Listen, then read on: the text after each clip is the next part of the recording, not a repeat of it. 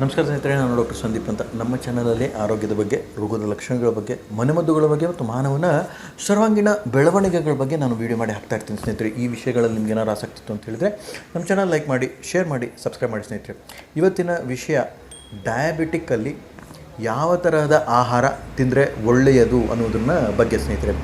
ಡಯಾಬಿಟಿಕ್ಕಲ್ಲಿ ಯಾವ ತರಹದ ಆಹಾರವನ್ನು ತಿನ್ನುವುದು ಹೇಗೆ ಮುಖ್ಯವೋ ಅದೇ ಥರ ಯಾವ ಥರ ಆಹಾರವನ್ನು ತಿನ್ನಬಾರ್ದು ಅನ್ನುವುದು ಬಹಳ ಮುಖ್ಯ ಸ್ನೇಹಿತರೆ. ಯಾಕೆಂತ ಹೇಳಿದರೆ ಡಯಾಬಿಟಿಸ್ ಅನ್ನುವುದು ಒಂದು ಆಟೋ ಇಮ್ಯೂನ್ ರೋಗ.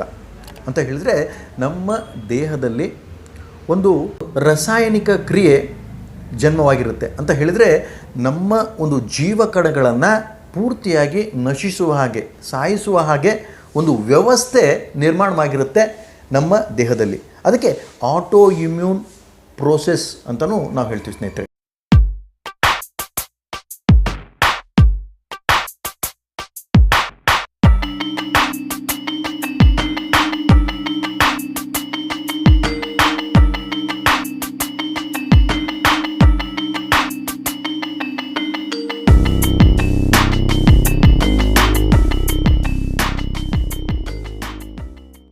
ಈ ಆಟೋ ಇಮ್ಯೂನ್ ಪ್ರೋಸೆಸ್ನಲ್ಲಿ ಏನಾಗಿರುತ್ತೆ ಅಂತ ಹೇಳಿದರೆ, ನಮ್ಮ ದೇಹದ ಜೀವಕಣಗಳು ಅಂತ ಹೇಳಿದರೆ ಐಲಿಟ್ಸ್ ಆಫ್ ಲಾಂಗರ್ ಹೆನ್ಸ್ ಅನ್ನುವ ಪ್ಯಾಂಕ್ರಿಯಾದಲ್ಲಿರುವಂತಹ ಜೀವಕಣಗಳು ಸಾಯಲಿಕ್ಕೆ ಶುರುವಾಗಿರುತ್ತೆ ಮತ್ತು ಅದರ ಕಾರ್ಯಾಚರಣೆ ಪೂರ್ತಿಯಾಗಿ ಸ್ಥಗಿತವಾಗುತ್ತೆ ಸ್ನೇಹಿತರೆ. ಇದಕ್ಕೆ ಡಯಾಬಿಟಿಸ್ ಬರುತ್ತೆ. ಸೊ ಹೀಗಾಗಿ ಈ ಡಯಾಬಿಟಿಸ್ ಬರಲು ಮೂಲ ಕಾರಣಗಳು ನಿಮಗೆ ತಿಳಿಬೇಕಾಗುತ್ತೆ ಸ್ನೇಹಿತರೆ. ಯಾಕೆ ಅಂತ ಹೇಳಿದರೆ, ಈಗ 50% ರೋಗಗಳು ಇವತ್ತಿನ ಒಂದು ಸಮಾಜದಲ್ಲಿ, ಪರಿವಾರದಲ್ಲಿ ಮನುಷ್ಯರಿಗೆ ಯಾಕೆ ಬರ್ತಾ ಇದೆ ಅಂತ ಹೇಳಿದರೆ, ನಾವು ತಿನ್ನುವಂತಹ ಆಹಾರದಲ್ಲಿ ವಿಷಕಣಗಳು ಬಹಳಷ್ಟು ಇದೆ. ನಾವು ಇವತ್ತು 2 ಹೊತ್ತು ಊಟ ಮಾಡಿದ್ರೂ ಸಹಿತ ಅದರಲ್ಲಿ 50% ವಿಷಕಣಗಳನ್ನು ನಾವು ತಿಂತಾ ಇದ್ದೀವಿ ಸ್ನೇಹಿತರೆ. ಇದು ಬಹಳ ಮುಖ್ಯವಾದ ಮೂಲ ಕಾರಣ. ಇನ್ನೂ ಒಂದು ಬಹಳ ಮುಖ್ಯವಾದ ಮೂಲ ಕಾರಣ ಡಯಾಬಿಟಿಸ್ಗೆ ಅಂತ ಹೇಳಿದರೆ, ನಾವು ದಿನಂಪ್ರತಿಯಲ್ಲಿ ಉಪಯೋಗಿಸ್ತಕ್ಕಂಥ ಆಹಾರ ಅಂತ ಹೇಳಿದರೆ 5 ಥರದ ವಿಷಗಳು ನಮ್ಮ ಮನೆಯಲ್ಲೇ ಇದ್ದಾವೆ. ಯಾವುವು ಅಂತ ಹೇಳಿದರೆ ಹಾಲು, ಸಕ್ಕರೆ, ಉಪ್ಪು, ಎಣ್ಣೆ ಮತ್ತು ಮೈದಾ. ಈ 5 ವಿಷಗಳನ್ನ ನಾವು ದಿನಂಪ್ರತಿ ತಿಂತಾ ಇರ್ತೀವಿ. ಈ 5 ವಿಷಗಳನ್ನು ಪೂರ್ತಿಯಾಗಿ ತ್ಯಜಿಸುವುದು ಬಹಳಷ್ಟು ಮುಖ್ಯ ಈ ಡಯಾಬಿಟಿಸ್ ಪೇಷಂಟ್ಸ್ಗಳಲ್ಲಿ ಅಂತ ನನಗೆ ತಿಳಿಸ್ತಾ ಇದ್ದೀನಿ ಸ್ನೇಹಿತರೆ. ಈಗ ಹಾಲು ಹೇಗೆ ತ್ಯಜಿಸ್ಲಿಕ್ಕಾಗುತ್ತೆ ಡಾಕ್ಟ್ರೇ ಅಂತ ಒಂದು ಪ್ರಶ್ನೆ ಬರುತ್ತೆ. ಈಗ ಏನಾಗಿದೆ ಅಂತ ಹೇಳಿದರೆ, ನಮ್ಮ ಒಂದು ದೇಶದಲ್ಲಿ ನಮ್ಮ ಹಸುಗಳು, ನಮ್ಮ ದೇಶದ ಏನಾಗಿದ್ದಾವೆ ಅಂತ ಹೇಳಿದರೆ, ಈಗ ಅವು ಜರ್ಸಿ ಹಸುಗಳಾಗಿ ಮಾರ್ಪಟ್ಟಿದ್ದಾವೆ. ಸೊ ಹೀಗಾಗಿ ಈ ಜರ್ಸಿ ಹಸುವಿಂದ ಬರ್ತಕ್ಕಂಥ ಎಲ್ಲ ಹಾಲು ಬಹಳಷ್ಟು ವಿಷಪೂರಿತ ಮತ್ತು ಇದೇ ಮುಖ್ಯವಾದ ಕಾರಣ ಆಟೋ ಇಮ್ಯೂನ್ ರೋಗ ಒಬ್ಬ ಮನುಷ್ಯನಲ್ಲಿ ಬರಲಿಕ್ಕೆ ಅಂತ ನನಗೆ ತಿಳಿಸ್ತಾ ಇದ್ದೀನಿ ಸ್ನೇಹಿತರೆ. ಹೀಗಾಗಿ ಹಾಲು ಮತ್ತು ಹಾಲಿನಿಂದ ಉತ್ಪತ್ತಿಯಾಗುವಂಥ ಎಲ್ಲ ಪದಾರ್ಥಗಳನ್ನು ತ್ಯಜಿಸುವುದು ಬಹಳಷ್ಟು ಮುಖ್ಯ ಈ ಡಯಾಬಿಟಿಸ್ ರೋಗಿಗಳು ಅಂತ ನನಗೆ ತಿಳಿಸ್ತಾ ಇದ್ದೀನಿ ಸ್ನೇಹಿತರೆ. ಇದು ಒಂದು ಆಯಿತು ಅಂತ ಹೇಳಿದರೆ, ಇನ್ನೂ ಒಂದು ಬಹಳ ಮುಖ್ಯವಾದ ಅಂಶ, ಯಾವ ಆಹಾರಗಳನ್ನು ಸೇವಿಸಬೇಕು. ಸೊ ಈಗ ನಾವು ಪ್ರೋಟೀನ್ಸು, ಕಾರ್ಬೋಹೈಡ್ರೇಟ್ಸು, ಶುಗರು, ಹೀಗೆ ಹಲವಾರು ಪದಾರ್ಥಗಳನ್ನು ದಿನಂಪ್ರತಿ ಸೇವಿಸ್ತಾನೆ ಇರ್ತೀವಿ.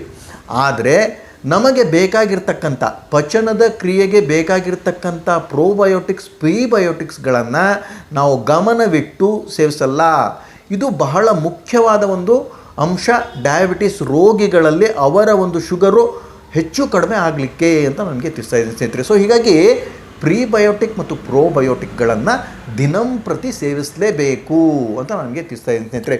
ಇನ್ನೂ ಒಂದು ಬಹಳ ತಪ್ಪು ಕಲ್ಪನೆ ಜನರಲ್ಲಿ ಏನು ಅಂತ ಹೇಳಿದರೆ, ಹಸಿ ತರಕಾರಿ, ಹಣ್ಣುಗಳನ್ನು ಸೇವಿಸಬೇಡಿ ಅಂತ ಡಯಾಬಿಟಾಲಜಿಸ್ಟ್ಗಳು ಬಹಳಷ್ಟು ಅಡ್ವೈಸ್ ಮಾಡ್ತಾನೆ ಇರ್ತಾರೆ. ಯಾಕೆ ಅಂತ ಹೇಳಿದರೆ, ಅವರು ಡಯಾಬಿಟಿಸ್ ಪೇಷಂಟ್ಸ್ಗಳೇ. ಈಗ ಡಯಾಬಿಟಾಲಜಿಸ್ಟ್ ಏನಿರ್ತಾರೆ ಅಂದರೆ ಅವರು ಪೇಷಂಟು. ಏನು ಪೇಷಂಟು? Diabetic patients. ಸೊ ನನಗೆ ಇದೆ ಕಣಯ್ಯ, ನಾನೇ ತಿನ್ನಲ್ಲ, ನೀನು ತಿನ್ನಬೇಡ ಅಂತ ಹೇಳ್ತಾ ಇರ್ತಾರೆ. ಸೊ ಇದು ಬಹಳಷ್ಟು ತಪ್ಪು ಸ್ನೇಹಿತರೆ. ಯಾಕೆ ಅಂತ ಹೇಳಿದರೆ, ನಮ್ಮ ದೇಹಕ್ಕೆ ಬೇಕಾಗಿರ್ತಕ್ಕಂಥ ಪ್ರೀಬಯೋಟಿಕ್, ಪ್ರೋಬಯೋಟಿಕ್ಗಳು ಆಹಾರದಲ್ಲಿ, ಪ್ರೀಬಯೋಟಿಕ್ಗಳು ನಮ್ಮ ನಾರಿನ ಅಂಶ ಇರುವಂತಹ ಆಹಾರ. ನಾರಿನ ಅಂಶ ಇರುವಂತಹ ಆಹಾರ ಅಂದರೆ ಯಾವುದು? ಹಣ್ಣುಗಳು ಮತ್ತು ಹಸಿ ತರಕಾರಿ. ಸೊ ಹಣ್ಣುಗಳನ್ನು ನೀವು ಸೇವಿಸೋದನ್ನು ಬಿಟ್ಬಿಟ್ರಿ ಅಂತ ಹೇಳಿದರೆ ಡಯಾಬಿಟಿಸ್ ಉಲ್ಬಣಿತವಾಗುವುದು ಖಚಿತ ಅಂತ ನನಗೆ ತಿಳಿಸ್ತಾ ಇದ್ದೀನಿ ಸ್ನೇಹಿತರೆ. ಇದು ಒಂದಾಯಿತು ಅಂತ ಹೇಳಿದರೆ ಪ್ರೋಬಯೋಟಿಕ್ಗಳು ಅಂದರೆ ಮೊಸರಿನಂತಹ ಪದಾರ್ಥಗಳು ಅಂತ ಹೇಳಿದರೆ, ಮೊಸರಿನಲ್ಲಿ ಲ್ಯಾಕ್ಟೋಬಿಸಿಲಸ್ ಅನ್ನುವ ಒಂದು ಬ್ಯಾಕ್ಟೀರಿಯಾ ಇರುತ್ತೆ. ಇದು ಗಟ್ ಬ್ಯಾಕ್ಟೀರಿಯಾ, ನಮ್ಮ ಕರುಳಲ್ಲಿ ಇರತಕ್ಕಂಥ ಒಳ್ಳೆಯ ಬ್ಯಾಕ್ಟೀರಿಯಾ. ಈ ಒಳ್ಳೆಯ ಬ್ಯಾಕ್ಟೀರಿಯಾಗಳ ಸಂಖ್ಯೆ ನಮ್ಮ ದೊಡ್ಡ ಕರುಳಿನಲ್ಲಿ ಬಹಳಷ್ಟು ಕಡಿಮೆ ಆಗುವ ಕಾರಣದಿಂದನೂ ಸಹಿತ ಡಯಾಬಿಟಿಸ್ ರೋಗಿಗಳು ಗುಣವಾಗುವುದಿಲ್ಲ. ಅವರು ಜೀವನ ಪರ್ಯಂತ ಡಯಾಬಿಟಿಸ್ ಮಾತ್ರೆಗಳನ್ನು ತೆಗೆದುಕೊಳ್ಳಲೇಬೇಕಾಗುತ್ತೆ ಅಂತ ನನಗೆ ತಿಳಿಸ್ತಾ ಇದ್ದೀನಿ ಸ್ನೇಹಿತರೆ. ಸೊ ಹೀಗಾಗಿ ನೀವು ಡಯಾಬಿಟಿಸ್ ಪೂರ್ತಿಯಾಗಿ ಹೊರಗೆ ಹಾಕಬೇಕು ಅಂತ ಹೇಳಿದರೆ ಹಸಿ ತರಕಾರಿ ಹಣ್ಣುಗಳನ್ನು ಸಮ ಮಾತ್ರದಲ್ಲಿ ತಿಂದರೆ ಒಳ್ಳೆಯದು ಅಂತ ನನಗೆ ತಿಳಿಸ್ತಾ ಇದ್ದೀನಿ ಸ್ನೇಹಿತರೆ. ಇನ್ನೂ ಒಂದು ಬಹಳ ಮುಖ್ಯವಾದ ಸಂಗತಿ ಅಂತ ಹೇಳಿದರೆ ಗಂಜಿಗಳು. ನಮ್ಮ ದೇಶದಲ್ಲಿ ಹಳೆಯ ಕಾಲದಲ್ಲಿ ಗಂಜಿಗಳನ್ನು ಬಹಳಷ್ಟು ಜನ ಸೇವಿಸ್ತಾ ಇದ್ದರು. ಈ ಗಂಜಿಗಳಲ್ಲಿ ಫರ್ಮೆಂಟೆಡ್ ಫುಡ್ ಇರುತ್ತೆ ಅಂತ ಹೇಳಿದರೆ ಅದರಲ್ಲಿ ನಮಗೆ ಅಂತ ಹೇಳಿದರೆ ನಮ್ಮ ಕರುಳಿಗೆ ಬೇಕಾಗಿರ್ತಕ್ಕಂಥ ಸೂಕ್ಷ್ಮ ಜೀವಿಗಳ ಸಂಖ್ಯೆ ಜಾಸ್ತಿ ಆಗುತ್ತೆ ಈ ಫರ್ಮೆಂಟೆಡ್ ಫುಡ್ಗಳಿಂದ. ಹುದುಗಿಸಿದ ಆಹಾರದಿಂದ ಇಡ್ಲಿ ದೋಸೆ, ಈ ಹುದುಗಿಸಿದ ಆಹಾರ ಬಹಳಷ್ಟು ತಿಂದರೆ ಬಹಳಷ್ಟು ಒಳ್ಳೆಯದು ಡಯಾಬಿಟಿಸ್ ಪೇಷಂಟ್ಸ್ಗಳಿಗೆ ಅಂತ ನನಗೆ ತಿಳಿಸ್ತಾ ಇದ್ದೀನಿ ಸ್ನೇಹಿತರೆ. ಸೊ ಹೀಗಾಗಿ ಏನನ್ನು ತಿನ್ನಬಾರ್ದು ಅನ್ನೋದನ್ನು ಸರಿಯಾಗಿ ಅರ್ಥೈಸಿಕೊಳ್ಳಿ, ಏನನ್ನು ತಿನ್ನಬೇಕು ಅನ್ನೋದನ್ನು ನೀವು ಸರಿಯಾಗಿ ಕಲಿತೀರಿ ಅಂತ ನನ್ನ ಒಂದು ಅನಿಸಿಕೆ ಸ್ನೇಹಿತರೆ. ಆಹಾರದ ಪದಾರ್ಥಗಳಲ್ಲಿ ಸಿರಿಧಾನ್ಯಗಳು, ಈಗ ಕಾರ್ಬೋಹೈಡ್ರೇಟ್ಸು, ಫ್ಯಾಟ್ಸು, ಪ್ರೋಟೀನ್ಸು ಎಲ್ಲ ಕಡೆಯಿಂದನೂ ತಿಂತಾನೆ ಇರ್ತೀವಿ. ಆದರೆ ಇದರಲ್ಲಿ ಒಂದು ಮುಖ್ಯವಾದ ಅಂಶ ಇದೆ. ಏನು ಅಂತ ಹೇಳಿದ್ರೆ ಗ್ಲೈಸಿಮಿಕ್ಸ್ ಇಂಡೆಕ್ಸ್ ಅಂತ ನಾವು ಹೇಳ್ತೀವಿ. ಅಂತ ಹೇಳಿದರೆ ಈಗ ನಾವು ಅನ್ನವನ್ನು ತಿಂದ್ವಿ ಅಂತ ಹೇಳಿದರೆ ಅದು ತಕ್ಷಣ ಶುಗರ್ ಆಗಿಬಿಡುತ್ತೆ. ಶುಗರ್ ಆಗಿ ನಮ್ಮ ಒಂದು ದೇಹದಲ್ಲಿ ಸಕ್ಕರೆಯ ಒಂದು ಅಂಶ ಬಹಳಷ್ಟು ವೇಗವಾಗಿ ಜಾಸ್ತಿ ಆಗುತ್ತೆ ಸ್ನೇಹಿತರೆ. ಇದಕ್ಕೆ ಹೈ ಗ್ಲೈಸೆಮಿಕ್ ಇಂಡೆಕ್ಸ್ ಅಂತಲೂ ನಾವು ಹೇಳ್ತೀವಿ. ಸೊ ಹೀಗಾಗಿ ನೀವು ಅನ್ನವನ್ನು ತಿಂತಾ ಇದ್ರಿ ಅಂದರೆ ಅನ್ನವನ್ನು ಬಿಡಿ ಅಂತ ಡಯಾಬಿಟಾಲಜಿಸ್ಟ್ ಹೇಳ್ತಾರೆ, ಅದು ಸರಿ. ಆದರೆ ಸಿರಿಧಾನ್ಯಗಳನ್ನು ನೀವು ದಿನಂಪ್ರತಿ ಸೇವಿಸ್ತಾ ಇದ್ದೀರಿ ಅಂತ ಹೇಳಿದರೆ ಅದು ಬಹಳಷ್ಟು ಒಳ್ಳೆಯದು. ಸಿರಿಧಾನ್ಯಗಳು ಅಂತ ಹೇಳಿದರೆ ಈಗ ನವಣೆ ಇದೆ, ಶಾಮೆ ಇದೆ, ಸಜ್ಜೆ, ಅರ್ಕ, ಬರಗು ಮತ್ತು ರಾಗಿ, ಜೋಳ, ಇದಿಷ್ಟು ಪದಾರ್ಥಗಳು, ಇದಿಷ್ಟು ಸಿರಿಧಾನ್ಯಗಳು ಬಹಳಷ್ಟು ಕಡಿಮೆ ಗ್ಲೈಸೆಮಿಕ್ ಇಂಡೆಕ್ಸ್ ಇರುವಂತಹ ಸಿರಿಧಾನ್ಯಗಳು ಅಂತ ನನಗೆ ತಿಳಿಸ್ತಾ ಇದ್ದೀನಿ ಸ್ನೇಹಿತರೆ. ಗ್ಲೈಸೆಮಿಕ್ ಇಂಡೆಕ್ಸ್ ಕಡಿಮೆ ಅಂತ ಹೇಳಿದರೆ ಈ ನವಣೆ ಏನಾದ್ರು ತಿಂದ್ರಿ ಅಂತ ಹೇಳಿದರೆ ಅದು ಸಡನ್ನಾಗಿ ಶುಗರನ್ನ ನಮ್ಮ ದೇಹದಲ್ಲಿ ಪಸರಿಸಲ್ಲ ಅಥವಾ ಶುಗರನ್ನು ರಕ್ತದೊಳಗೆ ಬಿಡಲ್ಲ. ಅದು ಬಹಳಷ್ಟು ಶುಗರನ್ನು ಸ್ವಲ್ಪ ಸಕ್ಕರೆ ಅಂಶವನ್ನು ರಕ್ತದೊಳಗೆ ಬಿಡ್ತಕ್ಕಂಥ ಒಂದಿಷ್ಟು ಪದಾರ್ಥಗಳು ಅಂದರೆ ಸಿರಿಧಾನ್ಯಗಳು. ಸೊ ಹೀಗಾಗಿ ಈ ಸಿರಿಧಾನ್ಯಗಳನ್ನು ನೀವು ಸೇವಿಸ್ತಾ ಇದ್ರಿ ಅಂತ ಹೇಳಿದ್ರು ಸಹಿತ ಡಯಾಬಿಟಿಸ್ ಬಹಳಷ್ಟು ಕಂಟ್ರೋಲಲ್ಲಿರುತ್ತೆ, ಪೂರ್ತಿಯಾಗಿ ಗುಣವಾಗುವಂಥ ಸಾಧ್ಯತೆಯೂ. ಇನ್ನೂ ಒಂದು ಅಂಶ ಗಮನಿಸಬೇಕಾಗಿದ್ದು ಅಂತ ಹೇಳಿದರೆ ಡಯಾಬಿಟಿಸ್ನವರು ಈ ಡ್ರೈ ಫ್ರೂಟ್ಸ್ಗಳನ್ನು ತಿನ್ನುವಲ್ಲಿ ಬಹಳಷ್ಟು ಮುಂದಾಗ್ತಾರೆ ಸ್ನೇಹಿತರೆ.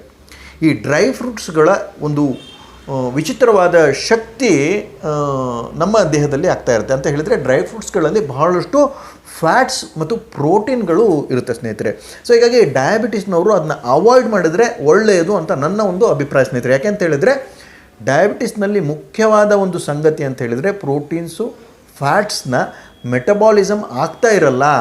ಆವಾಗ ನಾವು ಪ್ರೋಟೀನ್ಸು, ಫ್ಯಾಟ್ಗಳನ್ನು ಎಕ್ಸ್ಟ್ರಾ ಏನಾದ್ರು ತೊಗೊಂಡ್ವಿ ಅಂತ ಹೇಳಿದರೆ, ಶಕ್ತಿ ಬೇಕು ಅಂತ ಹೇಳಿದರೆ, ಶಕ್ತಿಗೆ ಅಂತ ನಾವು ತೊಗೊಂಡ್ವಿ ಅಂತ ಹೇಳಿದರೆ ಅದು ದುಷ್ಪರಿಣಾಮ ಮಾಡೋದು ಸಾಧ್ಯ ಜಾಸ್ತಿ ಆಗುತ್ತೆ ಹೊರತಾಗಿ ಅದು ಒಳ್ಳೆಯ ಪರಿಣಾಮಗಳನ್ನು ಮಾಡಲ್ಲ ಅಂತ ನನ್ನ ಒಂದು ಅನಿಸಿಕೆ ಸ್ನೇಹಿತರೆ. ಡ್ರೈ ಫ್ರೂಟ್ಸ್ಗಳು ನೀವು ಬಹಳಷ್ಟು ತಿನ್ನಲೇಬಾರ್ದು ಅಂತ ನನ್ನ ಒಂದು ಅನಿಸಿಕೆ ಸ್ನೇಹಿತರೆ. ಯಾಕೆ ಅಂತ ಹೇಳಿದರೆ ಡ್ರೈ ಫ್ರೂಟ್ಸ್ಗಳು ಪಚನದ ಕ್ರಿಯೆಯಲ್ಲಿ ಅಡೆತಡೆಗಳನ್ನ ಉಂಟು ಮಾಡುತ್ತೆ. ನಿಮ್ಮ ಪಚನದ ಕ್ರಿಯೆಯೇ ಸ್ವಲ್ಪ ಅಡೆತಡೆಗಳಿಂದ ಒಳಗಾಗಿರುವ ಕಾರಣದಿಂದ ಡಯಾಬಿಟಿಸ್ ರೋಗಿಗಳಲ್ಲಿ ಡ್ರೈ ಫ್ರೂಟ್ಸ್ಗಳನ್ನು ಸೇವಿಸಿದ್ರೂ ಸಹಿತ ಸ್ವಲ್ಪ ಸೇವಿಸಿದ್ರೆ ಒಳ್ಳೆಯದು. ಅದನ್ನ ಜಾಸ್ತಿ ಸೇವಿಸ್ಲಿಕ್ಕೆ ಹೋದ್ವಿ, ಎನರ್ಜಿ ಬೇಕು ಎಲ್ಲರೂ ಹೇಳ್ತಾರೆ ಅಂತ ಹೇಳಿದರೆ ಅದು ದುಷ್ಪರಿಣಾಮ ಮಾಡುವಂತಹ ಸಾಧ್ಯತೆಗಳು ಜಾಸ್ತಿ ಇರುತ್ತೆ ಅಂತ ನನ್ನ ಒಂದು ಗಮನದಲ್ಲಿ ಬಂದಿದೆ ಸ್ನೇಹಿತರೆ. ಸೊ ಹೀಗಾಗಿ ಇದಿಷ್ಟು ಪದಾರ್ಥಗಳನ್ನು ಅಂತ ಹೇಳಿದರೆ ಯಾವ ಪದಾರ್ಥಗಳನ್ನು ಬಿಡಬೇಕು, ಯಾವ ಪದಾರ್ಥಗಳನ್ನು ಸೇವಿಸಬೇಕು ಅನ್ನೋದರ ಬಗ್ಗೆ. ಇನ್ನೂ ಒಂದು ಬಹಳ ಮುಖ್ಯವಾದ ಸಂಗತಿ ಡಯಾಬಿಟಿಸ್ನವರು ತಿನ್ನಲೇಬೇಕಾಗಿದ್ದು ಅಂತ ಹೇಳಿದರೆ ಹಸಿ ಎಲೆ ತರಕಾರಿಗಳು ಅಂತ ಹೇಳಿದರೆ ಸೊಪ್ಪುಗಳನ್ನು ತಿಂದರೆ ಬಹಳಷ್ಟು ಒಳ್ಳೆಯದು ಈ ಡಯಾಬಿಟಿಸ್ ಪೇಷಂಟ್ಸ್ಗಳಲ್ಲಿ. ಅದು ಪಲ್ಯ ಮಾಡ್ಕೊಂಡಾರು ತಿನ್ಕೊಳ್ಳಿ ಅಥವಾ ಹಸಿ ತರಕಾರಿ, ಹಸಿ ಸೊಪ್ಪನ್ನು ತಿಂದ್ರೂ ಸಹಿತ ಬಹಳಷ್ಟು ಒಳ್ಳೆಯದು ಅಂತ ನನಗೆ ತಿಳಿಸ್ತಾ ಇದ್ದೀನಿ ಸ್ನೇಹಿತರೆ. ಹಸಿ ತರಕಾರಿ, ಹಣ್ಣುಗಳನ್ನು ಪ್ರಚುರವಾಗಿ ತಿಂದರೆ ಬಹಳಷ್ಟು ಒಳ್ಳೆಯದು ಅಂತ ನನಗೆ ತಿಳಿಸ್ತಾ ಇದ್ದೀನಿ ಸ್ನೇಹಿತರೆ. ಇದಿಷ್ಟು ಮಾಹಿತಿ ಈ ಡಯಾಬಿಟಿಸ್ ಫುಡ್ ಬಗ್ಗೆ, ಡಯಾಬಿಟಿಸ್ನ ಆಹಾರದ ಪದ್ಧತಿಯ ಬಗ್ಗೆ.